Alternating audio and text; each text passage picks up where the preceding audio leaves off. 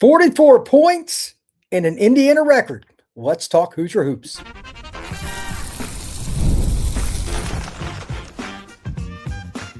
You are Locked On Hoosiers, your daily podcast on the Indiana Hoosiers. Part of the Locked On Podcast Network, your team every day. You are Locked On Hoosiers, and I am Brian Smith, your host, in for Jacob Goins tonight. After Indiana absolutely, unequivocally takes apart Penn State from the outset, this game was not close after about the first 2 minutes. And to be honest, if Indiana wanted, they probably could have set an Assembly Hall record for points. But the big story tonight, I'll just get right to it. This is a once-in-a-lifetime opportunity to podcast like this. Lamar Wilkerson just goes off. We're going to talk about that throughout the podcast. There isn't going to be just segments. Could be a lot of shout-outs to Mr. Wilkerson. But we're also going to talk about why Indiana's offense was so good tonight as compared to that travesty that I watched from the Cambridge Center over there in Indianapolis this past weekend. It's passing. Indiana was awesome with their ability to pass the basketball, be timely, be accurate with their passes, setting up their shooters. So all of that together, we're going to have likes and dislikes, just like Jacob normally does, but there's not going to be a whole lot of dislikes. When your top scorer drops 44, sets an Indiana record, dislikes are at a very, very low number. So what were the things besides Lamar going off? Let's get to that to set him up, because he lived off what everybody else was doing. Good pressure on the basketball, good ball handling. They weren't throwing it away. They had 4 turnovers at half. Penn State, a very young team, by the way, 3 freshmen in the lineup. That's generally not a good thing. Indiana took advantage of it. They forced them into some tough shots. And even when they got some good looks early, Penn State failed. And then their body language started to sink. Their communication on defense was a travesty. And Indiana made them pay. The experienced team at home inside Assembly Hall was just completely superior in every way, shape, or form. And the shots were falling. You know how that energy kind of gets rolling when you're a basketball team. That's the case tonight for the Hoosiers. And now it's just time to talk about Lamar. They were talking about it at the end of the broadcast on FS1. They were just kind of going over his shot chart. And it's rare for a guy to have 35, 40, 50 points, whatever it is, college game, high school game, NBA game. They usually have a spot on the court. He was all over the place. He hit 1 shot from the corner for 3, and he hit 9 other shots from the left wing all the way around to the right wing. Some were way behind the arc, some were not. Some were off screen, some were pull-ups. It didn't really matter. The bucket must have looked like it was 10 foot wide for Lamar, and hats off to him. He earned every one of those shots. This is why Indiana basketball can be fun. This is what I remember as a kid. For those of you that are older like I am, I'm 52 years old. Jay Edwards, Steve Alford, and Pat Graham, a lot of different guys that could shoot it from deep. Calvert Chaney, whoever you want to throw out there. These are the kinds of guys that I expected to see shoot the ball well. Maybe not 44 points in a game, but hitting 5 threes in a game. Brian Evans, whoever you want to go with, not a big deal. But we've missed some of that in the last 10, 15 years as Indiana fans. Congrats to Lamar. He was lights out from early on. Hit the first 9 points for IU were his shots from behind the arc. That's a weird way to start. And I forget who it was. Somebody else hit another 3 right after that. Maybe it was Connerway. I can't recall which guy it was, but they just were on fire. Penn State did not adjust, and Indiana poured it on. This is something that some teams don't always have. And I wasn't sure if Indiana was going to have that killer instinct. Part of it was Lamar's shooting tonight. But at the same time, this was a team that across the board, defensively, when there was a loose ball, they were diving on the court. Enright and some of the other guys, as they always do, getting floor burns. That was great. They also had a bunch of players that really hustled when there was a pick. And Penn State, they got some guys loose. They would run at shooters. Why was the energy so high? I have no idea, but I'm not going to complain about it. As for Penn State in general, just want to give a couple of shout outs. I mean, they played hard. They just can't execute. That team, they were pretty bad. The Mingo kid's got a chance. He had 19 points, extremely athletic. He's the kind of guy that, with the way he plays, length and all that, kind of reminds me of a Michigan State player or somebody like that that's kind of up and coming. He's going to be the best player on that team until he leaves there. Sad for him to play on a program that's that bad right now. But again, 3 freshmen. in their lineup. The Tunka kid, he hit some shots from behind the arc, but he was the only guy in their starting lineup to hit a triple, and they hit 2 on their starting line. I mean, that's bad, man. Indiana from deep for this game. This is an insane stat line. 17 of 31, 54.8%. Just shooting in general from the floor. This is another ridiculous stat. I don't remember many Bob Knight teams having any stats like this. 42 of 61, 68.9%. Rebounding. That's obviously Indiana's biggest Achilles heel. I don't think that's any secret. They won the rebounding edge tonight. 28 to 21. Assists, Indiana had 30. 30. Here's the stat of the night in comparison. Penn State, how many assists? Without looking, how many do you think the Nittany Lions had? This is really hard to believe. If this is truly accurate, Penn State has even more problems, believe it or not, than what the final score of 113 to 72 shows. They had 6 assists. That's one of the worst stat lines for any team stat in any game that I've ever seen in college. But 6 assists, that is pathetic. But Indiana, again, pressured the basketball, forced them to be a dribbling team, a team that became stationary. They lost any body language or energy that you could see by about the 7-8 minute mark into the game, and Indiana made them pay for it. The killer instinct overall, and again, Lamar at the top of the board here for that, but the killer instinct was there, and that's the way Indiana basketball needs to be every game, every season, no exceptions. With that, when we come back, I want to talk a little bit about the offensive side, passing the basketball, what that can look like when you're doing it the right way, and why these things can snowball in a positive manner. That is next here on Locked on Hoosiers. Today's show is brought to you by Omaha Steaks. The holidays come with 2 big goals: feeding people and finding gifts they'll actually love. And when you want both handed on one move, Omaha Steaks is the way to go. From hosting to gifting, they deliver the world's best steak experience right to your door. The Sizzle All the Way sale, you can stock up and save in a huge way, 50% site-wide off at omahasteaks.com. And you can get a little bit of an extra bonus here, $35 off with code COLLEGE at checkout. Everybody has somebody in their family that's a meat eater, steaks, burgers, whatever it is. And even if they've got most of that stuff, you can get side items, you can get full meals sent to them. And don't forget about yourself. If you want something like that, hey, Omaha Steaks got you covered. Visit omahasteaks.com, 50% off site-wide, and an extra $35 off if you use code COLLEGE at checkout. See site for details, omahasteaks.com. Use code COLLEGE. Thank you once again for making Locked on Hoosiers a part of your day each and every day. And there's an extra opportunity. We've got the Everydayer Club. It's just getting started, $5 a month or $50 in a year. The URL will be down in the description. But it's pretty simple here. You get to use all these different shows, have fun checking out, whether it's myself filling in for Jacob or us together, whatever it may be. You can get it ad-free. And you also get the Discord access, etc. Just check out the link below and have some fun with that. So that's another opportunity for you with this program. Let's talk a little bit about passing. Indiana basketball, again, when I was growing up, was very special with passing the basketball, team first, etc. And I know it's a different era where you've got to be able to create your own shot to a certain degree, and that's something else Indiana's not great at. But for whatever reason tonight, and I know it doesn't sound like something that you should be bringing up because these are college guys that were recruited, but the accuracy with the passing to set up shots tonight was really good. The slightest difference between catching it like square to your body and outside your body, that changes rhythm, that changes time, that changes the distance for the defender to come and run at you. Indiana was pretty darn accurate with that. I have no idea why. Maybe it's playing in Assembly Hall. The comfort level really is that massive in comparison on the road. That's a problem if they can't do that consistently on the road. They certainly didn't do it this past weekend in Indianapolis, but they were just really accurate. Now, I'm not talking about just Wilkerson getting jumpers. He had some that were really good passes that set him up, and some of them he'd take a dribble, get kind of a rhythm going, and he would do it himself. But bottom line, Indiana's passing was the difference.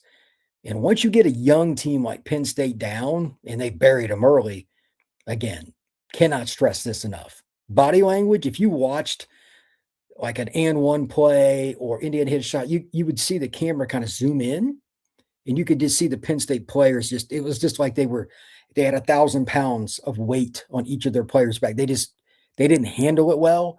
And Indiana thrived off their negativity. They fed off of that. You keep throwing the ball around, making guys chase. It's not fun. You will use a lot more energy on defense. I don't care if it's basketball, football, whatever sport. And then the team runs down the shot clock and still knocks it down.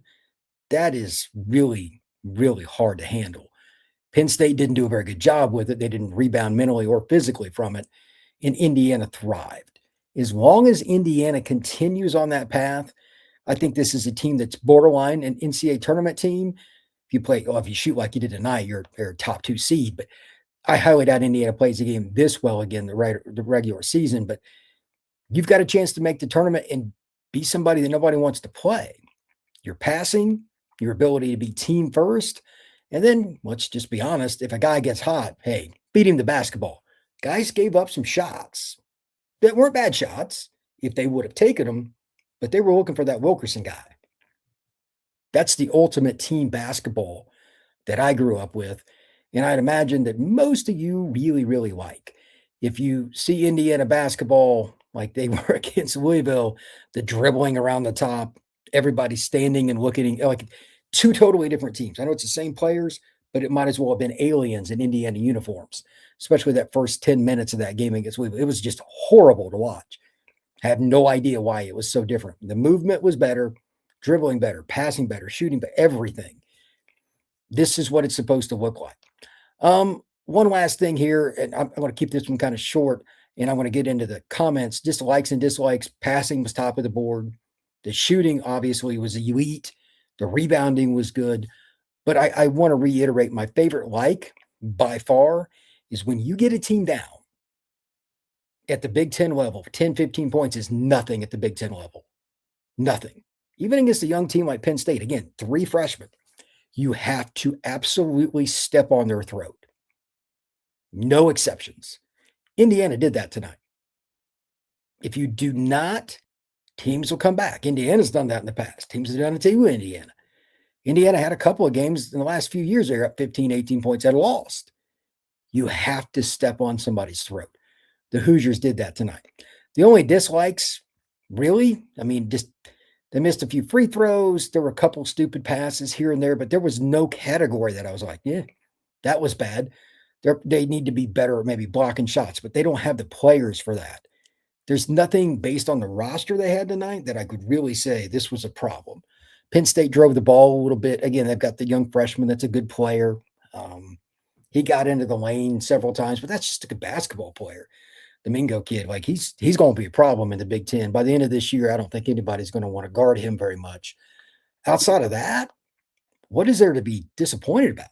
Indiana just kicked the tar out of Penn State from start to start. I literally can't come up with a definitive dislike for this game. That's how much they crushed Penn State. It's just wild because I'm sure Jacob will tell you, I am not the most positive guy. I'm going to let it rip. Indiana played one of its best games ever, literally, in Assembly Hall tonight. Here are a few of the comments tonight. Good sign when we're posting this with a whole half to go. Yeah, I put this up at halftime because, the game was over. I was starting to put up the notes before halftime, like how it was over. There was no reason not to. It was complete non-contest. Way up with Josiah Miles. I never see him. I don't know if Miles is hurt or what. I really okay. Somebody says he's got the flu. Fair enough. Lamar Wilkerson for president. I don't know if we need to vote him into office, but man, he was 10 triples and 44 points. Kind of hard to argue with that not being the guy that's going to end up with being Big Ten Player of the Week. If this is not, I don't know what happened. He's going to have to play really bad in the second game this week not to get Big Ten Player of the Week. Let's see. TJ Peters. Hope we can get some more of that on Saturday. Yeah, I'm going to probably go to the IU at Kentucky game. You're not going to shoot as well at Rupp, but again, hopefully this team basketball on the offensive end, it obviously helps Indiana on defense. They need to shoot well early. That seems to be the key. If Indiana shoots well early, their energy is a lot different. Russell Baxter, look what they can do against bad teams. Now let's work on the good teams. Very good point. Clifford, what's going on, man? I remember a couple years ago, 18 3-pointers on IU. just return the favor. Yeah, I remember that Penn State destroyed Indiana in that game. Hope Tucker DeVries comes to play on Saturday. I'm disappointed with his inconsistent scoring game to game. Let's be real honest about Tucker. He's not the most athletic guy. Like he missed that layup early. That was pretty bad, by the way. He's not going to create his shot a lot. He needs a lot of help against the elite defenders with length. Like Louisville ate him up at points. And he gets some shots off here and there, but he had to really work. He's not the fastest guy, not the twitchiest guy. Indiana screens against teams like Kentucky, Louisville, Purdue, Michigan State, Michigan. That's got to be a different level for him to score. And that's one of the reasons Lamar is so important. I think his range might even be longer than DeVries. That's debatable, but it's a good sign. And he's probably able to get his shot off a little bit better. I'm curious to see which one of those guys Kentucky really runs at early on, because DeVries is probably the better player in some games, and then there's other games that's Lamar. It's hard to say. They are inconsistent. Let's see what the Wildcats do, but at the same time, they need somebody else to become a third scorer consistently as well, because it's an open book. You take care of at least one of those two and you shut them down, you're probably going to beat Indiana if you're a good basketball team. Let's see here. NSPR 8586, another like. Dorn keeps getting better. That is a good point. He seems to have gained a little bit of momentum in terms of his ability just to feel comfortable shooting the basketball. The first game he got in, he passed a few shots, wasn't quick to get it up when he did shoot. He looks to be completely different mentally. Hitting 5 shots against Louisville from behind the arc probably helped, but he just looks more like he's more into it. And if he had to start later this year, injury or whatever, they would have a guy that knows he can put the ball in the bucket. That's important. TJ Peters, dislike, wish they play like that against Louisville. Well, Louisville killed Indiana because they were the better team. They have more length. Indiana's going to struggle against length this year. That's why they're a borderline Big Ten top 10 team and borderline NCAA tournament team, in my opinion. Charles Hood, we still need to take a look inside a little more often. We passed up a few easy looks inside for outside shots. No argument. When a guy does get hot, like Lamar did, I'm okay. But those are like once a year you get somebody that's going to hit that 7, 8, 9 shots from behind the arc, let alone 10. You really can't say much to a guy when he's shooting like that. But with that being the case, Indiana's three-point shooting, they're going to live and die with it. But if you got a guy dive into the bucket, they did pass for the most part. Reed Bailey, different players going to the hoop, Sicily, etc. They get the ball inside for the most part, but they just don't have a post player. And that's one of the reasons the underneath shots are oftentimes available. They don't really respect Indiana. I'm not talking about Penn State. I'm talking about anybody. They've got to find a way to score the ball with bigs in the paint in a traditional manner, at least a little bit. Or in the Big Ten, it's going to be really, really tough sledding because everybody's just going to run at them on the three-point line. And if they drive, so be it. That's going to be the biggest challenge, probably. One last comment here before I get out of here. And thank you for everybody that showed up. I'm going to keep this quick because it was just obvious. Indiana just blitzkrieged the poor Penn State and Indiana State. They're probably going to come in dead last, I'd imagine, in the Big Ten. They're too young. Indiana basketball has a chance against Kentucky this weekend. Again, I'm probably going to go. If I run into any of you, I'm probably going to interview a few people. I don't know if I'm going to go into the game. Probably am. But check it out. I've never been to Rupp. If you're there, I'm curious the next time I do a show with Jacob, comment in the chat or what have you. Do you think Indiana looks the same on the road in terms of their energy as compared to Assembly Hall? I say hell no. I think that's a problem. They have to start really fast offensively. This team's pretty weak mentally if they don't see the ball go in the bucket immediately. That's the biggest concern I have for Indiana playing like a Rupp. Kentucky won big tonight against a team they should kill, but they've got 4 losses. They haven't been that good. Do they get right against Indiana? I don't know. But that's what I want to see. The first 5 minutes against UK is going to be very, very important. If Indiana does not shoot well, that game could go sideways. Indiana's got to prove that they can shoot the ball consistently away from Assembly Hall.